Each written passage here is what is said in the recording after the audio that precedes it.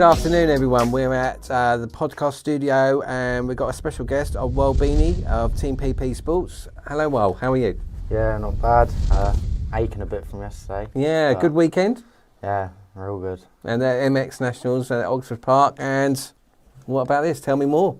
Yeah, I had a little pop at the straight rhythm. That was good. Probably the most fun I've had all year, to be fair. Great. And what bike was you on? Yeah, Racer 250. Made life a lot easier against the other 250s and 450s, but yeah, it was good. Really enjoyed it, to be fair. I didn't expect to come away with the win, that's for sure. But yeah, pretty happy with how I went. Didn't make any stupid decisions and go and, hurt myself. But yeah, it was good, really good. Good. Well, obviously, when you got there, you said it was going to do the 125. We were having a tea, and then suddenly you come home and said, Yeah. doing it at 250. So big thanks to Mick Dodkins and Dan Tomlin, because they actually got the bike all ready for you. Yeah. So I'm really pleased with that. And yeah, you went out there and delivered. Yeah, no, definitely. Cheers to them too for getting it sorted.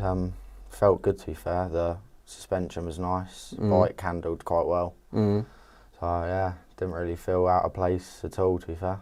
Did you wish you went against Declan?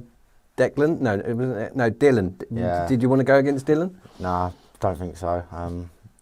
I ain't ready for the pro stuff yet, I don't think. That made me laugh. A bit ahead of me, to be fair, at Supercross at the minute.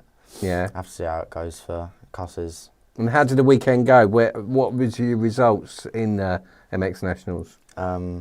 Race one, I ended up pole in qualifying, which was good. I think it was like 2 seconds faster than anyone else, which was nice. Then race one went out, had an alright start, took the lead straight away, and then had a collision with another 250 rider, so it put me back to about 4th, I think, in the 125s. And then went my way back up to 2nd and finished 2nd, and then the other 3 races just rode consistent and strong. I think the 3rd race I was behind Tyler, had a good battle with him for like majority of the race, and then just found my way past him and yeah, took a bit of a lead over him, and that was it. Yeah, pretty happy. Yeah, and in a short career you've done quite a bit, haven't you? Yeah, well, like to think I've achieved quite a lot. So how did it all start with you? Yeah, started off just ripping down the fields and stuff on a quad, and then got a bike, and that was it. Just fell in love with it. Yeah. Since then, and then. So what age was you? I think I started on the quad when I was about 4 or 5, and then got my first motorbike at about 7 or 8, and then went straight. Did like not even a year of riding, and went straight into racing. And yeah, first year of racing, I ended up winning my first championship. And next year went straight to 65. Raced East Anglia Club Series and stuff. Had quite a good run with them. I think I won two championships or something, and then went up to 65, raced the British Nationals, ended up getting like 4th overall in the championship on my first British National, which I was like buzzing with. Yeah. Because I'd never done a national before. And then 2nd year, became British champion, 7th in the world. Even had like a little injury when I got 7th in the world, but there's no excuses. Still did well. And then the Coupe de l'Avenir champion, which was like under 21s MX of Nations, I think. Well, that's what they call it anyway. But yeah, had quite a good run at the start of my career, and then had a few years where I had like a bit of bad luck. I stepped away from riding fully, didn't even ride like practice or anything for like a good year or so. Just had a little bit of a break from it, and then yeah, came back to it. First year, I think it was like third or 4th in the nationals. Obviously it's not where I wanted to be, but it was the first time back after a year. And then year after, 4th I think again, but I had like some mechanicals which lost me a championship because I had like the most race wins out of everybody. And then last year didn't really go to plan. Went professional racing on the 125, which was it was hard, but we weren't in there to get the results like to be running top 10. Yeah, it would have been nice, but it was just there to get intensity and experience.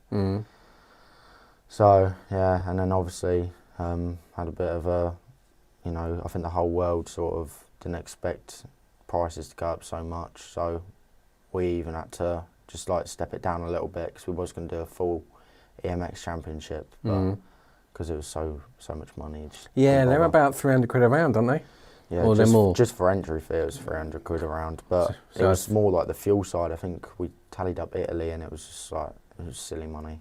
Yeah, we couldn't afford really. So yeah, it didn't really work out last year. Went into the 125 class for the rest of the season and won 4 or 5 races or whatever it was, quite a few. And yeah, sort of proved a point then. And I think a lot of people had their eyes on me for this season, and I think it's been quite close between me and Reese all season long, to be fair. Yeah. I think it's just a bit of a two-man job in the championship at the minute. Yeah. Obviously Tyler's come back. He would have been probably in the mix a bit more if he was there at the start of the season. But yeah, obviously it's just me and Reese now. I think there's like 30 points or something separating us for the last round, which isn't ideal because I could have probably been leading, or very, very close to leading if I didn't have that DNF and the big crash on the start. But because that knocked you out, didn't it? Yeah, I was hurt definitely, but it's not ideal. But and you have had great. Not talking about myself, but you had good support from other people this year. Yeah, had a lot of backing at the second half of the season. Start was good, but second half sort of, it's come around a lot better. I've had obviously you, Jordan Booker, CI Sport, just individual sponsors too, which it just means a lot. Yeah. Well, So helps, we can. definitely. Yeah, it all helps. And at the end of the day, motocross is so expensive these days. A race season, I think each round's about 120, 130 pound a race. Yeah. And then you got your fuel on top. You're talking 500 quid before you even start. Soon adds up. Yeah, it soon does add up. And obviously, the teams that you've been, you were with Destination MX for a year or two, was it? Yeah, I was with them for 2020 and 2021. And then you joined Store 114. Yeah, had him as the main sponsor last year, and just sort of did my own thing with. He was like the main sponsor, but I had like other individual sponsors too. Well, I didn't have many people around me, to be fair. No, we were sort of doing it on our own. We just didn't really have much support from many other people. Not trying to blag it or anything. Yeah, we had like sponsors, which I was grateful for, but at the end of the day, it would have been like having more. Yeah, I understand. At the end of the day, this year you've had, Andy's been there. He's helped you and make sure the bike's not had a DNF as such. Yeah. Apart from one, but that was just a spark cap, wasn't it? Yeah, spark cap and something to do with the electricals, which Roland Shaw at Hardcore, he ended up fixing that fault, and then went back to Schoolhouse, and bike was different gravy again. It just felt really nice. It was really fast, but at the same time he didn't like make it stupid where it was uncomfortable and screaming all the time. Yeah, so and it seems like you're fluent through all the gears now, and you know exactly where the corners are and where to take them. There's obviously a couple, where you are, because you are mixing it with the 250s, and obviously Billy Askell, he's another one. You're right with him most of the time when you are at the British. Yeah, I'm not like touching distance. Obviously had a hole shot in one of the races at the British, which was nice, but tried handling with him for like a few laps, and his pace was really good, to be fair. Can't take anything away from him. No. But then he had like the big crash, and I was like, alright, sweet, I'm leading the race now. But I think from that crash I had on the Saturday, my head, and then we had the rain come, and I don't know, I weren't really in the right mood for the rain, to be fair. It was hard work. I was doing like a second, probably not even now, on Reese a lap when it was drying up, which was nice. And and then the rain come all of a sudden. I was like losing 3 seconds a lap, which weren't ideal. I had like 10-second lead or so on Reece, but yeah, it soon closed down when the rain came. Yeah, well, that's the thing. The weather's different, out there. A bit disappointing, obviously, because I know that I'm fast. Well, definitely fast enough to run with Reece. Obviously, for most people have seen that. Absolutely, everyone says how quick you are. And obviously, you're now left school. Yeah. So what do you want to do? Carry on with this, or are you literally... Yeah, well, I do love like doing the racing and stuff. There's not much money in it though, to be fair. No. Unless you've got, I don't know, you need some individual sponsors and stuff that'll help you out with your journey and stuff. So, but yeah, I don't really know what I'm leaning towards, to be fair. I think just see how it goes for the rest of the season and just see what happens going into my professional career next year. Okay, and obviously you've been with you're with most of the people all the time around motocross. You keep your circle quite close. Yeah. Yeah. No, I like to. Obviously I've got Shane who drives me about and takes me to the races. Couldn't really ask for anyone better for it, to be fair. He's really good. Like supports me all the way. He's sound. Got Andy, Jack, James Cartwright. They all spin the spanners and like do their bit and helping here, there, and everywhere, which is good. And we have obviously Paul who helps out and stuff. That's good.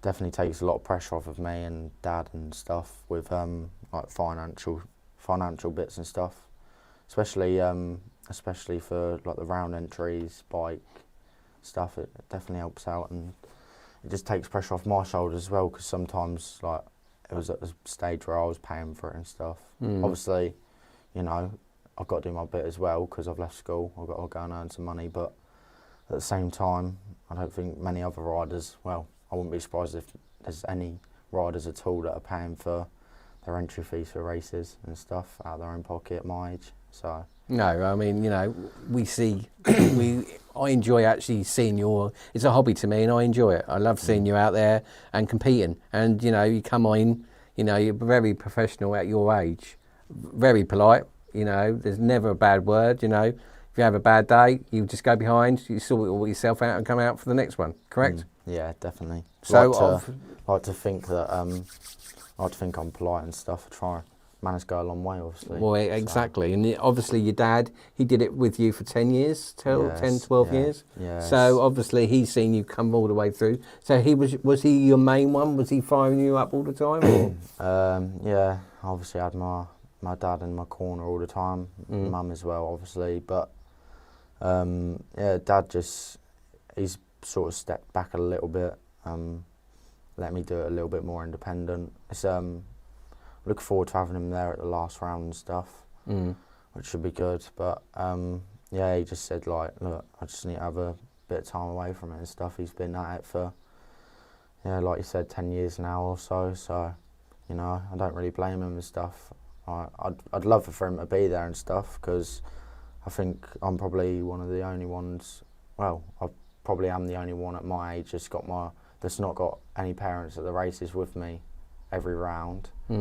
Which it don't really bother me and stuff. Yeah, it'd be nice, but at the same time, it makes you better being independent, doesn't it? You rely on yourself. Yeah, exactly. So. And when you come back, they're there to support you. Yeah, and that's it. It's a family unit at the end of the day. Yeah, definitely. So. Okay, and obviously your career. Obviously, have you raced any of your heroes, or you been in the same thing? No, I wouldn't say heroes. I'd raced against some good riders, definitely.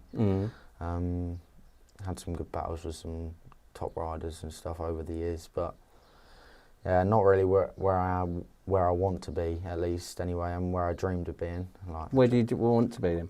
Well, obviously GPs were the dream, but I think America's sort of taken over now. Yeah. I think there's just a lot more in it over there, and lineup's strong.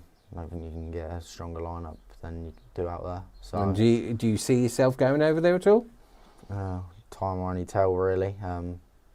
Just got to keep doing what I'm doing. Yeah. Just putting in all the effort. And what you doing next year? You moving up? Yeah, I'm going to go 254 stroke, I think. I'm not really, I don't know. I like the two-stroke and stuff, and I think I suit it well, but I think it's just time for a change now. I'm quite tall, and I've got, like, you know, I'm starting to fill out a bit more, so I think I'm going to suit the four-stroke just as well as anyone else. Okay. And is that MX2 Pro or MX2 or? Well, I plan on MX2 Pro. You know, the youth's good, yeah, for building up your confidence and getting sorted for it, but I've had this whole season and half of last season to get, you know, get myself ready for it. So I think it'd be a bit stupid to go and stay youth again. Okay. So yeah, going to give a pro a go, I think. All right. So, well, that sounds good. Okay. And obviously, are you going to do any winter training this year? Yeah. Well, the plan is to try and like sort something out for the season. I think we're planning on going Belgium, Holland, stuff like that. But I think the main place we're leaning towards is Spain again. I would like to try and get out to America, to be fair, like just keep saving up my own money. And I like to just spend it, because it's always been a dream riding over in America, to be fair. Like, it's just a different ball game out there. And you've never been, or? No, I've never been America, never. So right. Spain's really good though. I really enjoyed that last year. I didn't really, it was like off-season training. I was still riding and everything like 3 or 4 days a week, but I weren't really doing much physical training because I weren't actually going to race this year, because just didn't really have like just didn't have much support, and we just thought just have a year out and just, you know, step back again and just come back, which obviously ain't ideal, but it was just what had to be done. If that was what had to be done, well, exactly. I mean, you know, everyone is feeling the pinch now, especially, you know, companies, you know, they haven't got the money to do what they had 5 or 6 years ago for sponsorship. Everything's changed, you know, 100%. And companies are doing their best. And, you know, I do it because I enjoy it. It's simple as that, you know. And it's great to, you know, you seem to be gelling with the team. Do you feel you gelled with the team? Yeah, get on with everyone. That's the main thing. Well, exactly. You know, I'm enjoying it, definitely. It's good atmosphere around the tent and stuff, and yeah, it's nice. I enjoy it. Good, that's the main thing. And then, so where's your next one? What race you do next? You'll have a weekend practicing this weekend, and then next weekend I'm off to the Two-Stroke Festival. Dave Willett's got a race down at Sellinge, so okay, that should be good. It's always got a good crowd there. So you'll be flying the flag for 2 of us then? Yeah, definitely. Well, I think there's going to be some top riders there as well. I'm going to race on the 125, but I'm just going to see. I might even enter in on the 250 as well, and just double class it as well. So see how it goes. Can't fault you. Yeah, see how it goes. Might just see, yeah. And then obviously you want to finish the last round of the British, which is at Motor Park, Oxford Motor Park. And how did the track the track this weekend, how did you feel?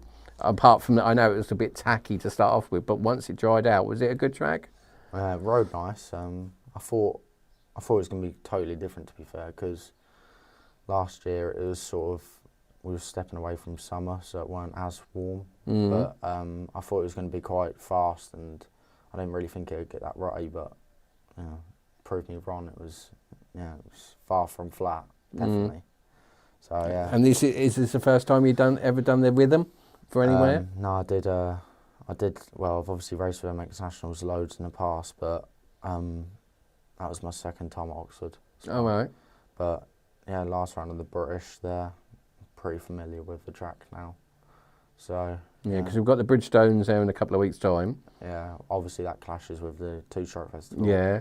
So as bad as it is, I think I'm just going to miss the Bridgestone and give the Two-Stroke Festival another go. Did that last year, came away with the win again. So what, on the 125? Yeah, so I think give it a go. Yeah. And Shane would take you down there, or? Yeah, me and Shane go down. I think Jordan might be coming if he's not injured. I don't know. Yeah, what's happened? Is he injured himself again? Yeah, well, he had a mountain bike crash, I think, and he just said, "Oh, if he's come back off injury, he'll come to give it a go." Last year he did very well, to be fair. I didn't expect it. I think he went like fastest in qualifying and beat me in race 1, and then race 2 his whole shot got stuck on, came from dead last, and then his bike packed up. So, but I think it would have been like a good race on a Sunday because the track was even different on a Sunday to the Saturday. Yeah. But yeah, that was good. Definitely one of the top events. And when you go practice, and where do you go? I don't know really. It varies. Yeah. I think for that one, it gets somewhere hard because last year it was like Blue Grove. It was quite it was quite fast. So yeah, going to see how it goes. And you're doing a bit of training as well, I hear, on the side. Here and there. Yeah. Enjoy it? Yeah, it's good. Yeah, enjoy it. And teaching them what you used to do. Yeah. But as long as you're enjoying it, that's the main thing. Yeah, that's it. Yeah, it's good. You know, and at the end of the day, I'm so pleased you are on our team. You know, you're doing well, and I can't ask no more. Yeah, definitely. And there's no pressure on you. You know that. Yeah. So I think the only pressure that's on me is myself, really. Exactly. Well, it's been great to have Wal with us, and thanks for coming to the podcast studio. Yeah, no, cheers. Appreciate it. Thank you.